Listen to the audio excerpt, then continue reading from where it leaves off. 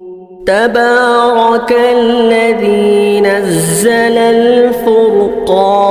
على عبده ليكون للعالمين نذيرا. بسم اللہ الرحمن الرحیم نحمدہ ونصلی علی رسولہ الکریم اما بعد. برادران اسلام و خواتین اسلام، آپ تمام حضرات کی خدمت میں السلام علیکم ورحمۃ اللہ وبرکاتہ. الحمدللہ ہمارے حلقہ احمد نگر لائر پاڑلیا نائنڈہلی بنگلور میں مسلمانوں کے تمام مسائل قرآن و حدیث کی روشنی میں حل کرنے کے لیے محکمہ شرعیہ کا انعقاد عمل میں آیا ہے، جہاں پر اطمینان بخش طریقے سے تمام مسائل حل کیے جا رہے ہیں. عید الاضحیٰ کے اہم موقع پر چند گزارشات تمام مسلمانوں کی خدمت میں محکمہ شرعیہ کے علماء کرام کی طرف سے پیش خدمت ہیں. بسم اللہ الرحمن الرحیم. جیسا کہ مفتی صاحب جو ہے ہمارے بنگنہلّی کے شاہی امام اور مرکزی مسجد صدیقہ مسجد کے امام صاحب جو ہے بہت ساری چیزوں کا تعارف کروائے ہیں. الحمدللہ ساتھ ہی ساتھ اس سلسلے میں ایک ضروری بات عیدین کے بارے میں یہ ہے. دیکھیے، دو تین باتیں ہمارے سامنے نظر میں ہیں. پہلی بات تو یہ ہے کہ عیدین کی سنتیں کیا ہیں، اور اسی طرح عیدین کی نماز ہمیں کہاں پڑھنا چاہیے، عیدگاہ میں پڑھنا ہے یا مسجدوں میں پڑھنا ہے، اور اسی طرح عورتوں کا عیدگاہ کو جانا، اس سلسلے میں شریعت اس کے کیا کہتی ہے. مختصر طور پر یہ باتیں جو ہے آپ حضرات کے سامنے بتا دی جائے گی تاکہ آدمی کو عمل کرنے میں آسانی ہو. سب سے پہلی بات تو ہمارے سامنے یہ ہے کہ عیدین کی سنتیں کیا ہیں. تو عیدین کی رات کا بھی ہمارے سامنے ایک چیز ہونا ضروری ہے. آج کل ہمارے مسلمانوں کے اندر ایک چیز یہ ہے، عیدین کی راتوں کی ناقدریاں زیادہ ہوتی ہیں کہ عید الفطر آ گئی تو لوگ جو ہے خرید و فروخت میں لگ جاتے ہیں، اور عید الاضحیٰ کا موقع ہے تو جانوروں کو چرانے پھرانے کے موقع میں لگ جاتے ہیں، ان کے کھلانے پلانے میں لگ جاتے ہیں. جس رات میں اللہ تعالیٰ بندوں کی مغفرت کے فیصلے فرماتے ہیں، تو اس رات میں بجائے آدمی کو عبادت کرنے کے آدمی جو ہے لہو کے اندر لگا ہوا ہے. تو اس لیے پہلی بات تو ہمارے سامنے یہ ہے کہ جیسا کہ سنن ابن ماجہ کی روایت ہے، اللہ کے رسول صلی اللہ علیہ وسلم نے فرمایا، جو بندہ عیدین کی راتوں میں عبادت کرتا ہے، اللہ تبارک و تعالیٰ اس بندے کے دل کو مردہ نہیں کریں گے. تو لہٰذا عیدین کی راتوں میں ہم عبادت کا ماحول بنائیں، عبادت کریں. اس راتوں میں اللہ تعالیٰ بندوں کی مغفرت کے فیصلے فرماتے ہیں، اور یہاں بندوں کی اللہ تعالیٰ ان سے گناہوں کو نیکیوں میں بدلنا کا اللہ جو ہے فیصلے فرماتے ہیں. ساتھ ہی ساتھ دوسری بات یہ ہے کہ عیدین کی سنتیں کیا کیا ہیں. پہلی بات تو یہ کہ پوری رات ہمیں عبادت کرنا ہے. عیدین کی راتوں میں، عید الفطر کی رات ہو یا عید الاضحیٰ کی رات ہو، عبادت ہمیں دونوں راتوں میں کرنا چاہیے. اور ساتھ ہی ساتھ فجر کی نماز پڑھنے کے بعد سب سے پہلی چیز ہمارے لیے ضروری سنتوں کے اندر ایک چیز یہ ہے کہ اول وقت میں آدمی غسل کر لیا کرے، اور غسل کے اندر بھی مسواک کرنا عیدین کی سنتوں میں سے ہے. اور عیدین کی سنتوں کے اندر کیا ہے کہ غسل کرنا یہ بھی سنت ہے. اور اسی طرح پاک صاف کپڑے پہننا، نئے کپڑے پہننا کوئی ضروری نہیں، پاک صاف کپڑے پہن کر جو ہے عیدین کے لیے جانا، نماز پڑھنے کے لیے جانا، یہ بھی اللہ کے رسول صلی اللہ علیہ وسلم کی سنت ہے. اور اسی طرح جب عید الفطر کا موقع ہو تو اس وقت تکبیر جیسے تکبیر تشریق بھی ہم کہتے ہیں، تکبیر جیسا کہ اللہ اکبر لا الہ الا اللہ اللہ اکبر وللہ الحمد، ان تکبیرات کو عید الفطر کے وقت میں آہستہ کہتے ہوئے عیدگاہ کو جانا، یہ اللہ کے رسول صلی اللہ علیہ وسلم کی سنت ہے. اور اسی طرح عید الاضحیٰ کا جب موقع ہے تو اس وقت تکبیرات کو زور سے کہتے ہوئے جانا، یہ بھی اللہ کے رسول صلی اللہ علیہ وسلم کی سنت ہے. اور اسی طرح عیدگاہ کو جب ہم جائے تو ایک طرف سے ہم جائے تکبیر کہتے ہوئے، دوسری طرف سے جب نکلے تو دوسرے راستے سے آنا، یہ بھی اللہ کے رسول صلی اللہ علیہ وسلم کی سنت ہے. اور اسی طرح عیدین کے اندر جب ہم راست نکلیں تو گاڑیوں کے بجائے پیدل چلنا، یہ بھی اللہ کے رسول صلی اللہ علیہ وسلم کی سنتوں میں سے ہے. اور اسی طرح عیدین کے سنتوں کے اندر یہ بھی چیز یہ ہے کہ جب عیدگاہ پہنچے تو صفوں کی درستگی بھی ضروری ہے، اور اسی طرح پاکی صفائی کا بھی ہمیں خیال رکھنا چاہیے. اور اسی طرح وہاں جو ہے جو بھی باتیں وہاں بتائی جائے ان باتوں کو غور سے سننا، یہ بھی اللہ کے رسول صلی اللہ علیہ وسلم کی سنتوں میں سے بھی ہے. اور جب اسی طرح عیدین کی سنتوں کے اندر یہ بھی ہے کہ جب بندہ عید الاضحیٰ کے عید کی نماز پڑھ کے جب گھر آئے تو اللہ کے رسول صلی اللہ علیہ وسلم کی سنت یہ تھی کہ اللہ کے رسول صلی اللہ علیہ وسلم گھر آنے کے بعد سب سے پہلے عید کی نماز کے بعد قربانی فرماتے، اور اس وقت اللہ کے رسول صلی اللہ علیہ وسلم سب سے پہلی چیز جو تناول فرماتے ناشتہ، جیسے ناشتہ ہماری زبان میں کہتے ہیں، تو اللہ کے رسول صلی اللہ علیہ وسلم اس وقت جو قربانی کرتے تو اس کے گوشت سے فرماتے، تو لہٰذا عید الاضحیٰ کے موقع کے اندر یہ چیز ہونا چاہیے۔ اور اسی طرح عید الفطر اور عید الاضحیٰ کے اندر ایک چیز یہ بھی ہمارے لیے ضروری ہے، اکثر و بیشتر ہمارے مسلمانوں کے اندر یہ ہوتا ہے کہ عید الفطر کے دن ہم کچھ نہیں کھاتے اور عید الاضحیٰ کے دن میں جو ہے وہ اس وقت بھی کچھ نہیں کھاتے، تو دونوں کے اندر دو تین باتیں اس میں فرق ہیں۔ عید الاضحیٰ کی جب ہم نماز کو ہم جائے تو کچھ نہ کھانا، یہ اللہ کے رسول صلی اللہ علیہ وسلم کی سنت ہے، نماز پڑھ کر آنے کے بعد قربانی کی جائے گی، پھر اس کے بعد اس سے گوشت سے کھایا جائے گا۔ اور عید الفطر کے اندر ایک چیز یہ ہے کہ جب بندہ جب عید کی نماز کے لیے نکلے تو طاق عدد کھجوروں کو کھا کر جانا، یہ اللہ کے رسول صلی اللہ علیہ وسلم کی سنت ہے، اور اس وقت جو ہے کوئی روزہ وغیرہ نہیں ہوتا۔ تو یہ تھی مختصر طور پر عید الاضحیٰ کی میں نے آپ حضرات کے سامنے جو ہے سنتوں کو بتایا ہے۔ اور دوسری چیز ہمارے سامنے ایک مسئلہ یہ بھی ہے کہ بھی عیدین کی نمازیں کہاں پڑھی جائے، تو یہ بھی بات ہمارے لیے ضروری ہے کہ عیدین کی نمازیں کس وقت ہم کہاں پڑھی جائے۔ تو اللہ کے رسول صلی اللہ علیہ وسلم کی صحیح بخاری کی روایت ہے، اللہ کے رسول صلی اللہ علیہ وسلم عیدین کی نماز جو ہے نا کہ عیدگاہ میں پڑھتے تھے، یہ اللہ کے رسول صلی اللہ علیہ وسلم کی سنت ہے۔ زندگی میں ایک مرتبہ اللہ کے رسول صلی اللہ علیہ وسلم عید الاضحیٰ کی نماز صرف بارش کی وجہ سے مسجد نبوی میں اللہ کے رسول صلی اللہ علیہ وسلم پڑھے ہیں، باقی اللہ کے رسول صلی اللہ علیہ وسلم اپنی زندگی میں تواتر کے ساتھ، مواظبت کے ساتھ، پابندی کے ساتھ جو نمازیں پڑھا کرتے تھے وہ عیدگاہ کے اندر اللہ کے رسول پڑھا کرتے تھے۔ مسجد میں نماز پڑھنے سے زیادہ ثواب عیدگاہ کے اندر ہے۔ جب اللہ کے رسول صلی اللہ علیہ وسلم کی ایک حدیث ہے،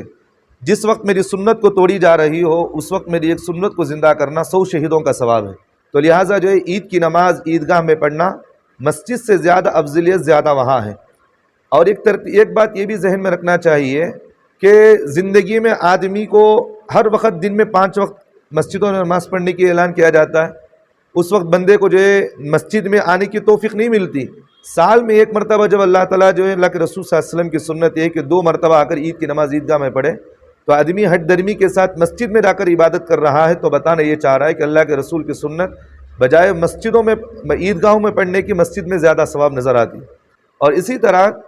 چوتھی بات ہمارے سامنے یہ ہے، عیدین کے بعد عیدین کے مسئلے کے اندر ایک چیز یہ بھی ہے کہ عورتوں کا عیدگاہ کو جا کر نماز پڑھنا، آج کل یہ چیز عمومی ہو گئی ہے۔ اکثر و بیشتر ہمارے مستورات کو ہم دیکھتے ہیں کہ اہل سنت والجماعت سے بھی تعلق رکھتے ہیں، وہ مستورات بھی جا کر عیدگاہوں کے اندر جا کر نمازیں پڑھ رہے ہیں دوسرے مسلک کے لوگوں سے۔ تو لہٰذا اللہ کے رسول صلی اللہ علیہ وسلم کی ایک حدیث ہے، اللہ کے رسول صلی اللہ علیہ وسلم نے فرمایا عورتوں کی افضلیت نماز بجائے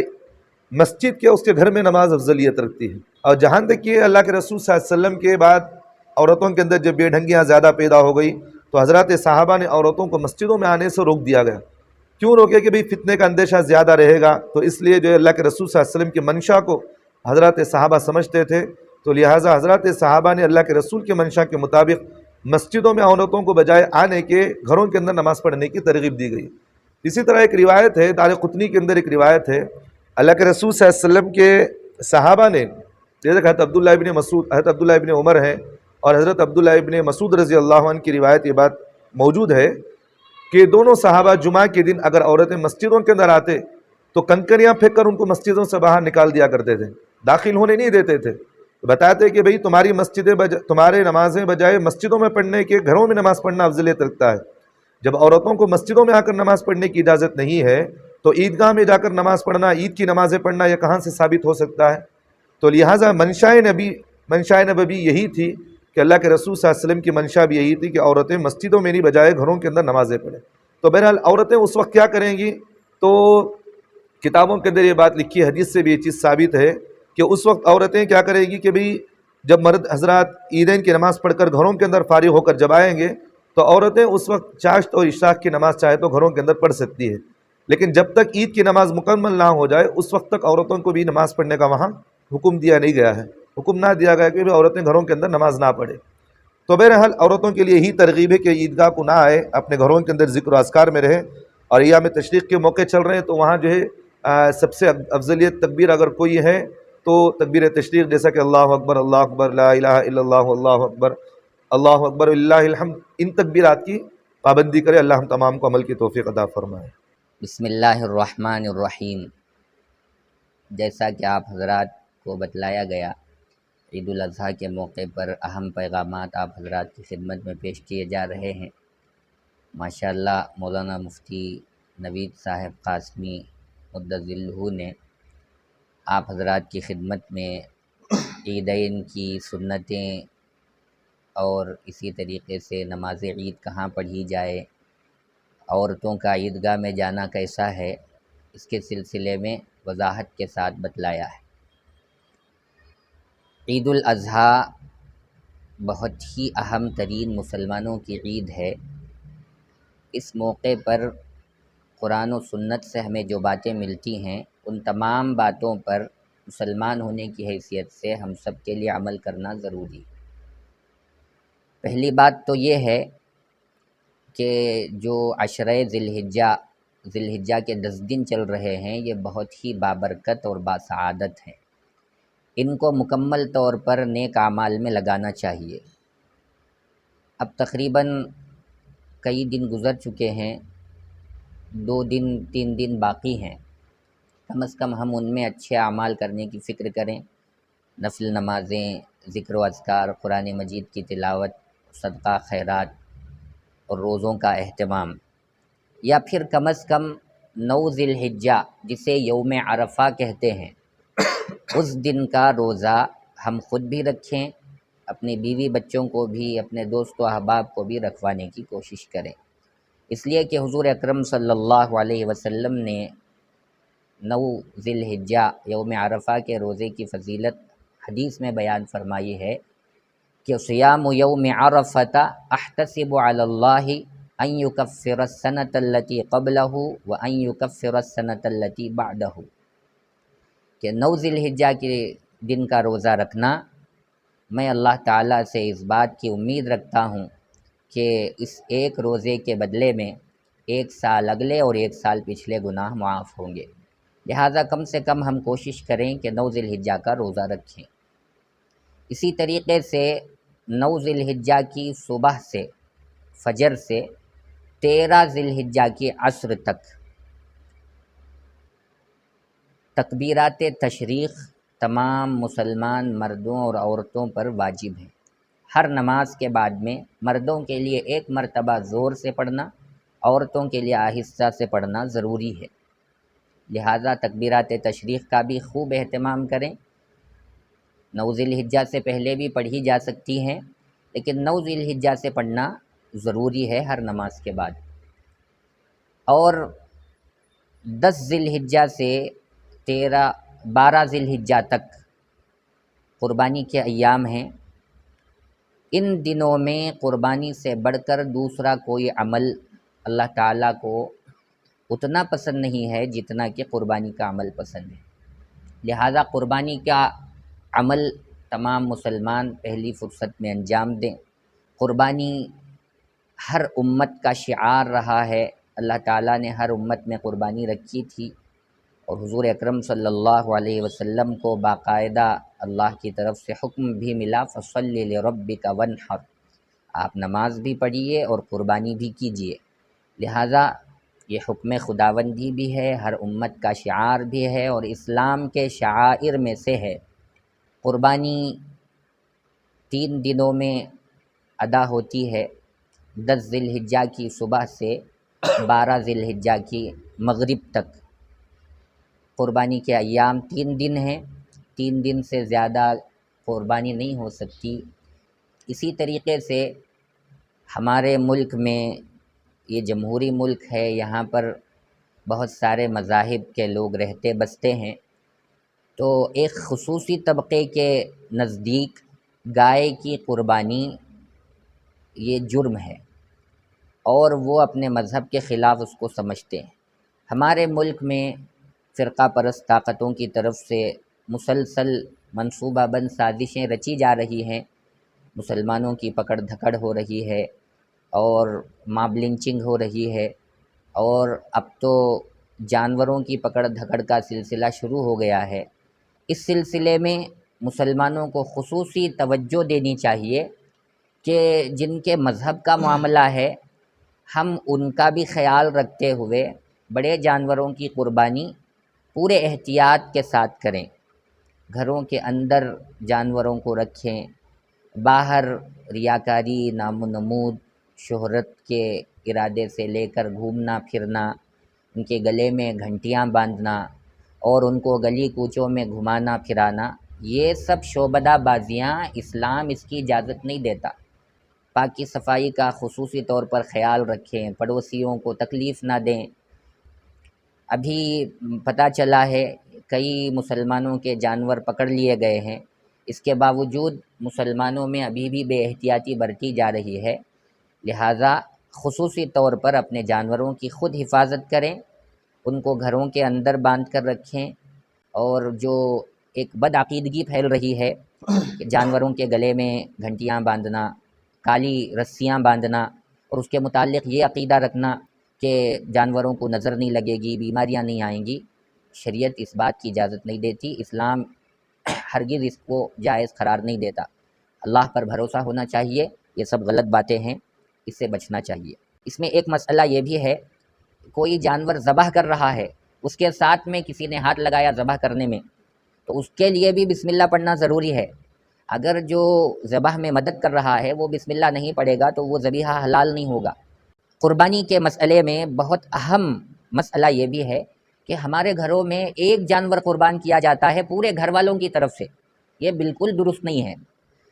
ایک جانور کی قربانی ایک ہی آدمی کی طرف سے ہوگی، چھوٹا جانور ہے تو ایک ہی آدمی کی طرف سے ہوگی۔ بڑے جانور میں 7 حصے دار شریک ہو سکتے ہیں، 7 لوگوں کی طرف سے بڑے جانور میں قربانی ہوگی۔ اور اسی طریقے پر دوسرے لوگوں کی طرف سے یہ پروپیگنڈا پھیلایا جا رہا ہے کہ جو غریب قسم کے لوگ ہیں وہ جانور نہیں دے سکتے تو مرغی اور انڈے کی بھی قربانی دے دیں گے تو وہ قربانی ہو جائے گی۔ یہ قرآن و سنت اور اجماع کے خلاف بات ہے اور ہنسی مذاق اور شریعت کو کھیل بنانے والی بات ہے، لہٰذا ان باتوں پر دھیان بالکل نہ دیا جائے۔ شریعت نے ان پر کوئی چیز ہی نہیں ڈالی ہے، نہ انڈے کی نہ مرغی کی، لہٰذا وہ انڈے کی بھی قربانی نہ دیں، مرغی کی بھی قربانی نہ دیں، بس وہ اللہ کے ذکر و اذکار میں عید کی نماز ادا کرنے میں مشغول رہیں۔ خاص طور پر آخر میں پھر ایک گزارش ہماری یہ ہے کہ چونکہ یہاں پر ہندو مذہب کے لوگ بھی ہیں، برادران وطن بھی ہیں، ان کے نزدیک بڑے جانور کی، گائے کی قربانی جو ہے وہ بہت ہی بری چیز ہے۔ مذہبی طور پر وہ ماں کا درجہ گاؤ ماتا کہتے ہیں، اور ہمارے خاص طور پر پورے ملک میں کئی اسٹیٹوں میں اس کے خلاف قانون بنا ہوا ہے، کرناٹک میں بھی قانون بنا ہوا ہے، لہٰذا ہم اس قانون کی پاسداری کرتے ہوئے خصوصی احتیاط برتیں، جانوروں کو باہر نہ باندھیں، گھروں میں اپنے طور پر حفاظت کریں، اور کسی کو محسوس نہ ہونے دیں کہ ہمارے گھروں میں بڑے جانور کی قربانی ہو رہی ہے، اور پورے امن کے ساتھ، سکون کے ساتھ، پاکیزگی کے ساتھ ہم قربانی کے عمل کو انجام دینے کی کوشش کریں۔ حامد و مصلی و مسلمہ، السلام علیکم ورحمۃ اللہ وبرکاتہ۔ عزیزان گرامی، جس طرح آپ تمام حضرات کے سامنے عیدین کی سنتیں، عید الاضحیٰ کی کیا سنتیں ہیں، نماز کہاں پڑھنی چاہیے، یہ بات بھی آ گئی، پھر جانور کے سلسلے میں کہ اس کو کیسے ذبح کرنا چاہیے، اس میں کتنے حصے ہوا کرتے ہیں چھوٹے بڑے جانور کے اندر، یہ بھی بات الحمدللہ آپ کے سامنے آ گئی۔ رہا آخری مسئلہ، آخری بات یہ ہے کہ اب جانور ذبح کرتے ہیں تو ذبح کرنے کے بعد بہت ساری اس کی گندگی ہوتی ہے، گوبر ہوتا ہے، خون ہوتا ہے، گھاس وغیرہ ہوتی ہے، رسیاں وغیرہ ہوتی ہیں۔ اب ہمارے اندر عام طور پر یہ بات سامنے آتی ہے، احراق الدم، خون کو بہانا ان دنوں میں اللہ کو بہت زیادہ پسند ہے۔ اس کا مطلب یہ نہیں کہ پورے روڈ کو خون سے رنگ دیا جائے، پوری گلیوں کو خون سے رنگ دیا جائے، غیر بھائی بھی رہتے ان کی گلیوں میں بھی خون بہہ رہا ہے، ان کے گھروں کے آگے خون بہہ رہا ہے، قربانی آپ دے رہے ہیں، گندگی ان کے گھروں کے سامنے پڑی ہوئی ہے، یا کہ مین روڈ پر گندگی پڑی ہوئی ہے، اس سے بدبو آ رہی ہے، کتے وغیرہ وہاں پر گوشت کھینچ رہے ہیں، بوٹیاں کھینچ کر ان کے گھر کے پاس ڈال رہے ہیں، ان کے گھر کے پاس ڈال رہے ہیں۔ یہ مسلمانوں کے صفات میں سے نہیں ہے، اس لیے کہ اللہ کے نبی صلی اللہ علیہ وسلم نے حدیث پاک میں صاف طور پر ارشاد فرمایا، مشہور حدیث ہے، بچوں کو مکاتب میں یاد دلائی جاتی ہے، الطہور شطر الایمان، پاکی آدھا ایمان ہے، اور پاکی ایمان کے لیے شرط ہے اور ضروری چیز ہے۔ تو ایک روحانی پاکی بھی ہونی چاہیے، ظاہری پاکی بھی ہونی چاہیے۔ ظاہری پاکی ان چیزوں سے ظاہر ہوتی ہے کہ ہم جو بھی قربانی کرنے والے احباب ہیں ان تمام چیزوں کا خیال رکھیں، کہ ہماری وجہ سے کسی کو تکلیف نہ ہو، نہ ہمیں ہماری وجہ سے اپنوں کو تکلیف ہو، نہ ہماری وجہ سے غیروں کو تکلیف ہو۔ اس بات کا اگر خیال رکھیں گے تو بہت بڑا انشاءاللہ فائدہ ہوگا۔ جانور کو ذبح کرتے ہیں تو خون جانے کے لیے مستقل کوئی راستہ بنائے کہ وہ سیدھا نالی کے اندر چلے جائے، یا یہ کہ وہاں پر گڑھا کھود سکتے ہیں تو گڑھا کھود کے اس کے اندر خون جانے کے بعد اس کو دفن کر دیا جائے، اس سے کوئی تکلیف نہیں ہوتی۔ تو ان چیزوں کا خیال رکھنا ہم تمام کے لیے ضروری ہے۔ عام طور پر اس سے پہلے سالوں میں بھی دیکھا گیا، قربانی ہونے کے بعد ہمارے جو علاقے ہیں ان علاقوں کے روڈوں پر گندگیاں اتنی پڑی ہوئی ہوتی ہے، اس سے صاف طور پر ظاہر ہوتا ہے کہ یہاں مسلمانوں کی تعداد زیادہ ہے، یہ انہی کی طرف سے قربانی کی گندگی یہاں پر پڑی ہوئی ہے۔ تہذیب و تمدن رکھنے والی قوم کا شعار پاک صاف رہنا اور پاکی صفائی کی ترغیب دینا ہے۔ اسی لیے ہمارے علاقے کے اندر دی ہیلپنگ ہارٹ ٹرسٹ کی جانب سے گندگی کو جمع کرنے کے لیے پنیاں، تھیلیوں کا انتظام کیا گیا ہے۔ بڑے پلاسٹک آپ کے گھروں تک پہنچائے جائیں گے، جو بھی گندگی ہے اس گندگی کو اس کے اندر ڈال دیں۔ گاڑیاں، چھوٹی گاڑیوں کا انتظام بھی کیا گیا ہے، وہ آئیں گی گاڑیاں، ان کے حوالے اگر آپ کچرا کر دیں گے تو صفائی ستھرائی بھی باقی رہے گی، کسی کو تکلیف نہیں پہنچے گی۔ یہ تمام لوگوں سے اپیل ہے، خصوصاً اس بات کی طرف آپ توجہ دیں۔ السلام علیکم ورحمۃ اللہ وبرکاتہ۔